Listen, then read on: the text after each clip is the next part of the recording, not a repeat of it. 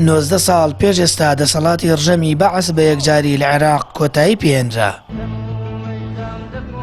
هەڵەبجایەکێکە لەو نمونە زیندوانەی ڕژەمی سەدام بە چەکی کیمیاوی بردومانی کرد و 5,000 کەسی بێتاوانی شەهید کرد. ئەو کۆمەڵکوژیە کوردی بە دنیا ناساند، بەڵام هەڵەبجەیەکان کە خاوەنی ئازارێکی قوڵ و سارژ نەبوون قسەیەکی دیکە دەکەن. کەس هێندەی هەڵەبجەیەکان خۆشحاڵی دەرنەبڕیەوە بە ڕوخانی سەدام حوسێن. دوای ڕوخانی سەدام حوسێنیش کەسی هێندەی هەڵەبجەیەکان نەهامەتی نەچەشتووە بەدەست ململانەی سیاسی قیادەی کوردیەوە. ئەوەی کە ئاوات و خواستی خەڵکی هەڵەبجە بووە ئەنفالەکان بووە بەجددی لە ساڵدەی نەهاتوەتە دی. ئەوەی کە ئەیبینین ئێستا لە ناو دەسەڵاتی کوردیا پڕ لە نەهامەتیە بۆ گەلانی عێراق، پڕ لە نەهامەتیە بۆ خەڵکی کوردستان، ململانێ و بەدەستکەوتنی پۆست و دەسەڵات و دەست بە سەراگرتنی سەرجەمجمگەکان هەنگاوێکە بەرەو دیکتاتۆریەت و بەرەو بوونی دەیان سەدامیتر لەسەر حکمی کوردی ئەڕوات. دڵگرانین بەو دەسەڵاتەوە بۆ بارودۆخەی کە لە هەرمی کوردستانە هەیە، خوازیارن بیر لەوە بکەنەوە کە ژیانی هاوڵاتیان بەو شێوە ناڕوا بەڕێوە، بێنە ناو هاوڵاتیانەوە ژیانی هاوڵاتیان ببینن، نەک لە دوورەوە ببینن کە هاوڵاتی چۆن ژیان بەڕێەکەت.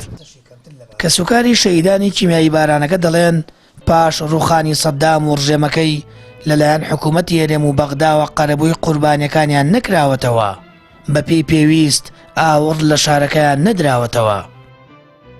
خۆزگە ئەمە نەبوایە، خۆزگە ئەم دەسەڵاتە ئێمە ئەگەر وڵاتێکی هەژارمان هەبوایە، وڵاتێکی هەژارنشین بووینایە، هیچ خەڵک لێی نەئەکرد لەم دەسەڵاتە.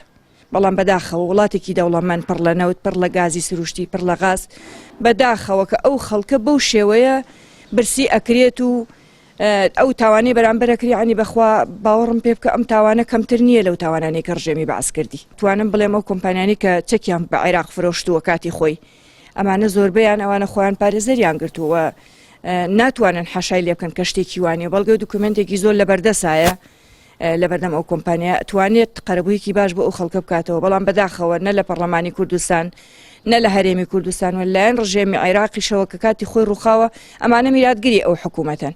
ئەبووە حکوومەتی عێراقی وەک چۆن بۆ تاوانەکانی جنوب توانی هەندێک بڕیار و یاسا دەربکات لە پەرلەمانە، ئەبوو بۆ هەرێمی کوردستانیش بکرایە، بۆ هەڵەبجێش بکرایە. بەڵام ئەوەی کە نەکراوە ئەتوانم بڵێم بە سستی حکوومەتی هەرێمی کوردستانی ئەزانم. سەدام و ڕژێمەکەی زۆر درندانە بە چەکی کیمیاوی لە 16 ساڵی 1970 هەڵەبجەی بە بۆنی سێ و خنکاند کە سوکاری شەهیدانی هەڵەبجەش دووپاتی دەکەنەوە. دەسەڵاتی کوردی دەبێت بە حکومڕانەکەیدا بچێتەوە کە بەدەیان قەیرانی دروستکرا و ژیان و گوزەرانی هاوڵاتیەکانی سەختتر کردووە. سامان فەتاح، کەناڵی ئاسمانی پەیام، هەڵەبجە.